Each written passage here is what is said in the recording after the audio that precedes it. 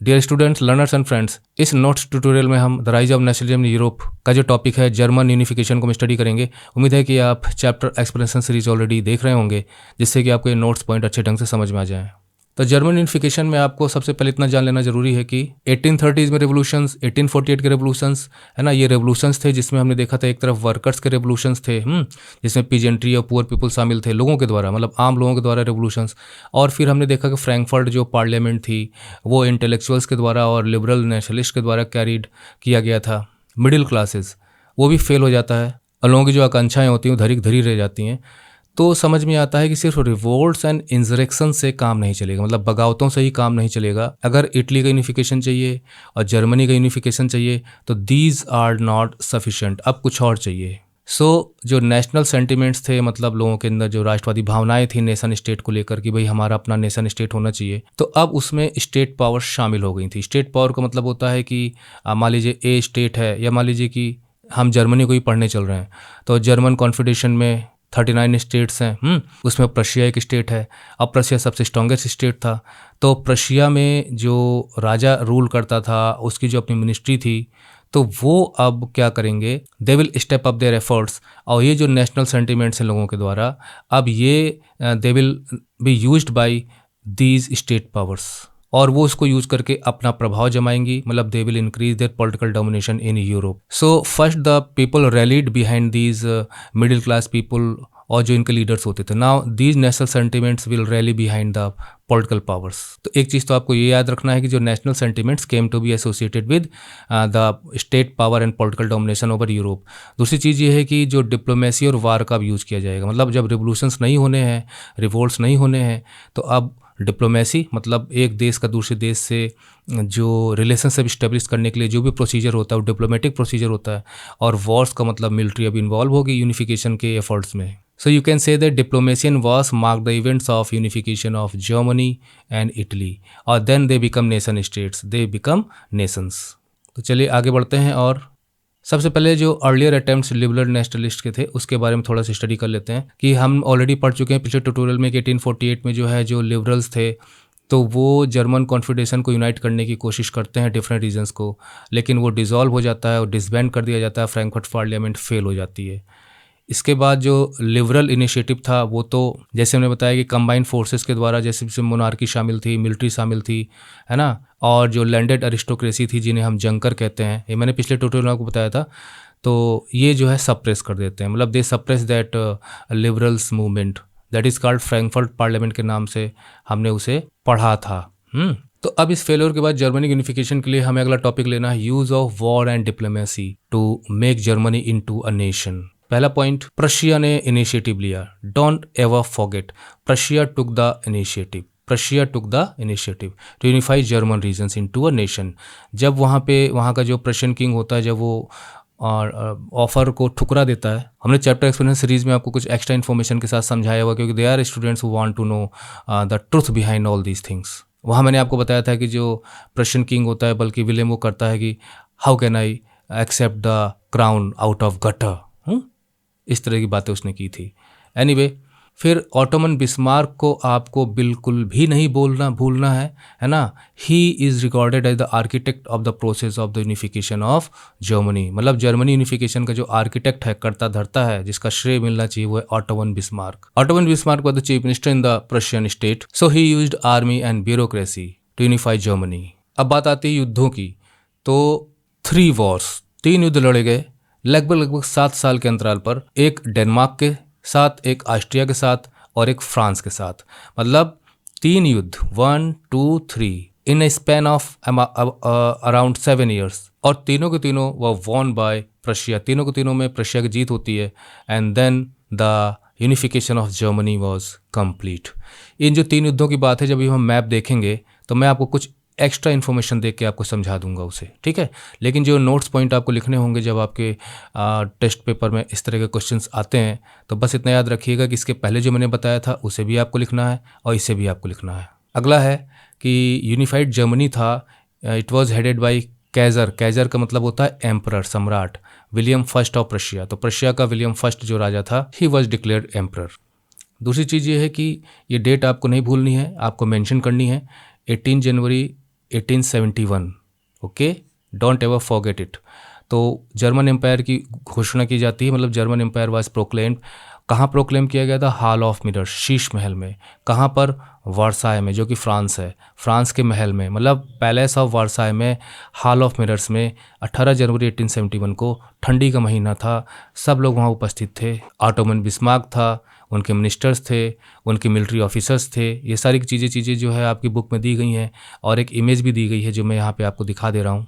इन लोगों की उपस्थिति में he was declared the emperor of Germany. और आप you can imagine your self कि 1870 में जब वो फ्रांस को हराते हैं, और 1871 में जाके जो क्राउनिंग होती है, ये जर्मन के किसी स्टेट में नहीं हो रहा है, प्रशिया अपने स्टेट में नहीं कर रहा है, बल्कि वो फ्रांस को रोकता हुआ, फ्रांस में जब घुसती हैं उनकी सेनाएं, वहाँ जाके वहाँ के महल में कर रहा है। मतलब वो वहाँ पे फ्रांस का जो घमंड है, या आप कह सकते हो कि चकनाचूर किया जा रहा है। सब एक्स्ट्रा इन्फॉर्मेशन थोड़ी सी मैं दे रहा हूँ। बताइए उस वक्त वहाँ पे किसका शासन था?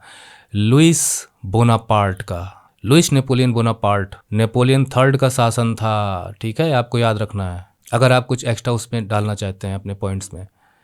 इसके बाद जो यूनिफाइड जर्मनी था, फिर उसने मॉडर्नाइजेशन पे ध्यान दिया। हालांकि प्रशिया अपने को ऑलरेडी स्ट्रांग बना चुका था। प्रशिया का जो मॉडल था, strong military, strong economy, dynamic economy और इंफ्रास्ट्रक्चर बिल्डअप, वो सारी चीज़ें मॉडल जो है अदर स्टेट्स ने अपनानी शुरू की। तो the new state plays a strong emphasis on modernising. Currency को मॉडर्नाइज करना है, बैंकिंग सिस्टम को इम्प्रूव करना है, लीगल सिस्टम को मॉडर्नाइज करना है, जुडिशियल सिस्टम को मॉडर्नाइज करना है। तो ये फोकस था न्यू यूनिफाइड जर्मनी का। आइए अब हम इसको मैप से समझने की कोशिश करते हैं। देखिए मैप है जो आपको बुक का ही है, मैंने लिया है, और ये लीजेंड है जो आपको मदद करेगा समझने में। अब यहाँ पे स्टार्टिंग है 1866 से। मैं यहाँ पे कुछ एक्स्ट्रा इन्फॉर्मेशन देता हूँ और आपको समझाता हूँ कि देखिए ये जो स्लेस्विग और होल्स्टीन का इलाका है जो आप देख रहे हैं, ठीक है। तो 1815 में जो ट्रीटी ऑफ वियना हुई थी, ये जो मैं समझा रहा हूँ it is only for those students who are interested in knowing these things. Otherwise जो पॉइंट्स हमने लिखा दिए हैं वो दोज आर सफिशिएंट, और ये सब आपको बिल्कुल भी समझने की ज़रूरत नहीं है। Only interested students should focus on this. तो 1815 में जो ट्रीटी ऑफ वियना होती है, तो उसमें जो जर्मन कॉन्फेडरेशन का जो हिस्सा होता है उसकी जिम्मेदारी ऑस्ट्रिया को दी जाती है, ठीक है। उसकी मॉनिटरशिप में वो काम करेगा। और स्लेस्विग होल्स्टीन जो होता है वो डेनमार्क को दिया जाता है। लेकिन डेनमार्क को देने के बावजूद भी जो स्लेस्विग होल्स्टीन जो है वो जर्मन स्पीकिंग लोग वहाँ रहते थे, तो वो जर्मन कॉन्फेडरेशन में ही किसी न किसी तरह से उसे शामिल किया गया था। लेकिन होता क्या है कि 1864 में कुछ जो डेनमार्क की जो किंगशिप होती है वो कोशिश करती है कि हम स्लेस्विग होल्स्टीन दोनों को फॉर्मली अपने किंगडम में मिला लें। तो फिर वो प्रशिया जो है वो ऑस्ट्रिया से कहता है भाई आओ साथ में मिलके इसका विरोध करें, भाई ये तो गजब कर रहे हैं। क्योंकि देखिए ऑस्ट्रो हंगेरियन एम्पायर में भी काफ़ी स्टेक था जर्मन कॉन्फेडरेशन में। तो ऑस्ट्रिया कहती चलो चलो। तो प्रशिया और ऑस्ट्रिया 1864 में दोनों मिलकर किसके खिलाफ लड़ते हैं? डेनमार्क के खिलाफ लड़ते हैं, और स्लेस्विग होल्स्टीन को अलग करा लेते हैं, जिसका जिक्र इसमें नहीं है। बाद में दोनों में झगड़ा होता है, और ये सब सारी चीज़ें जो है सोची समझी होती हैं ऑटोमन बिस्मार्क की। बाद में कुछ झगड़ा होता है, और जो स्लेस्विग होल्स्टीन है ना, तो उसमें से बांट, जो एक प्रकार देकर बांट किसको क्या हिस्सा मिलना चाहिए, तो प्रशिया बिल्कुल देने को तो राजी नहीं था कि भाई स्लेस्विग होल्स्टीन हमें अपने पास ही रखना है, क्योंकि जर्मन कॉन्फेडरेशन में इसे शामिल करना है। तो बाद में झगड़ा हो जाता है प्रशिया और ऑस्ट्रिया के बीच में। तब जाकर 1866 में एक वॉर होता है जो यहाँ दिया गया है। वो वॉर होता है प्रशिया प्लस ऑस्ट्रिया के बीच में, ठीक है। और जो विक्ट्री होती है वो प्रशिया की होती है। और ध्यान रहे ये जो 1866 है, जब हम इटालियन यूनिफिकेशन पढ़ेंगे तो वहाँ पे भी ये चीज़ आएगी 1866 के वॉर के बारे में। तो इसमें प्रशिया का जो साथ देता है वो देता है इटली, और इटली को उसमें फ़ायदा होता है। वो क्या फ़ायदा होता है वो आप इटालियन यूनिफिकेशन में बताएंगे, बस 1866 की डेट आप याद रखिएगा। और जब प्रशिया ऑस्ट्रिया को हरा देता है, मतलब ये जो प्रशिया जो है या ऑस्ट्रियन एम्पायर को हरा देता है, तो जो जर्मन कॉन्फेडरेशन नेपोलियन ने बनाया होता है वो ख़त्म हो जाता है, और प्रशिया एक अलग से नॉर्थ जर्मन कॉन्फेडरेशन को बनाता है। उसमें ऑस्ट्रिया को बाहर कर देता है, और ऑस्ट्रिया को बाहर कर देता है, और ऑस्ट्रिया को सपोर्ट करने वाले जो कुछ सदर्न स्टेट्स के जैसे बैडन है ना, रिटेनबर्ग है, बवेरिया है, वो इस नॉर्थ जर्मन कॉन्फेडरेशन के हिस्से नहीं होते हैं। मतलब आप कह सकते हो कि 1866 में जो है प्रशियन किंग ने जर्मनी के लगभग 22 स्टेट्स को यूनिफाई करके अपने आप को वहाँ पे अपने को इस्टेब्लिश भी कर दिया था। लेकिन अभी उसमें साउथ जो जर्मन स्टेट्स हैं वो शामिल नहीं है, इसलिए कंप्लीट यूनिफिकेशन अभी नहीं हुआ है। फिर क्या होता है, इसलिए यहाँ पे देखिए दिखाया है कि प्रशिया जो आपका जो पर्पल कलर में है ये 1866 के पहले का है, और उसके बाद 1866 के वॉर के बाद जो मैंने अभी आपको बताया, तो वो ये हिस्सा पीला वाला साथ में आ जाता है, क्योंकि और भी स्टेट साथ में आ जाते हैं। लगभग 22 स्टेट्स का ये गढ़ बन जाता है नॉर्थ जर्मन कॉन्फेडरेशन। तो एक प्रकार से आप ये कह सकते हो कि ये जो इतना पोर्शन है ना, इतना पोर्शन छोड़ के, मतलब ये जो इतना है आप, दिस इज़ द जो 1866 तक इतना जो है सब ये पूरा मिला के ये जो है जर्मनी बन गया था। जो हरा हरा वाला है ये जो पोर्शन है ये ज्वाइन कर लेते हैं, प्रशिया के साथ हो जाते हैं। तो ये अभी बचा हुआ है। अब बात आती है तीसरे युद्ध की, जो कि 1870 में हुआ था। इसमें ये प्रशिया और फ्रांस के बीच में हुआ था, जिसे फ्रैंको प्रशियन वॉर भी कहा जाता है। इसमें भी ऑटोमन बिस्मार्क की चाल थी, क्योंकि वो इस तरह से कुछ ऐसे कोशिशें करता है, ऐसी चालें चलता है कि फ्रांस जो है खुद ही वॉर डिक्लेयर कर देता है प्रशिया के खिलाफ। लेकिन फ्रांस को हरा दिया जाता है और नेपोलियन थर्ड को बंदी बना लिया जाता है। और वहाँ पर उस वॉर में ये जो पोर्शन आप देख रहे हैं हल्का हल्का, एल्सेस लॉरेन का पोर्शन है, ये प्रशिया शामिल कर लेता है जर्मन कॉन्फेडरेशन में। अब आप ध्यान रखिए कि फ्रांस का भी कुछ हिस्सा उसने शामिल कर लिया, और ये भी जर्मन स्पीकिंग पार्ट था। ये उसका तर्क था कि the people living here speak Germany and they are naturally the part of German unified Germany. तब जाके यूनिफिकेशन कंप्लीट होता है 1871 में जाके जर्मन यूनिफिकेशन कंप्लीट होता है, और फ्रांस का क्या होता है, उसे एक रिपब्लिक बना दिया जाता है। तो मेरे ख्याल से आपको डेट बाई डेट सारी चीज़ें समझ में आ गई होंगी। देखिए किस प्रकार से। और हाँ, एक चीज़ और ध्यान रखिएगा कि जब 1870 में जब वॉर स्टार्ट होता है फ्रांस के खिलाफ, तो ये जो रिटेनबर्ग हैं और बैडन है, बवेरिया है, ये भी प्रशिया का साथ देने चले आते हैं, क्योंकि अब उन्हें समझ में आता है कि ये सिर्फ प्रशिया और ऑस्ट्रिया की बात नहीं है। एक थर्ड जो उनका आर्क एनिमी है फ्रांस जो है वो क्योंकि ये भी अपने आप को जर्मन स्टेट्स का हिस्सा मानते थे, तो उन्हें लगा कि हम सब पे आक्रमण है। मतलब उनका नेशनल सेंटिमेंट्स वहाँ के लोगों को जाग जाता है, और ये सब प्रशिया के साथ आ जाते हैं। तो इस वजह से 1870 में जब वॉर ख़त्म होता है तो ये सब भी शामिल हो जाते हैं, जो यूनिफाइड जर्मनी का हिस्सा बन जाते हैं। यहाँ पे जो लिखा गया वो लिखा गया है कि south German state joined with Prussia to form German empire in 1871। तो 1866 का वॉर जो था ऑस्ट्रिया के साथ, जो कि 7 वीक्स वॉर भी कहा जाता है, उसी में ख़त्म हो गया था। तो इसको छोड़ के, इन सब को छोड़ के लगभग सारा का सारा जो है शामिल हो गया था, जर्मन यूनिफाइड हो चुका था।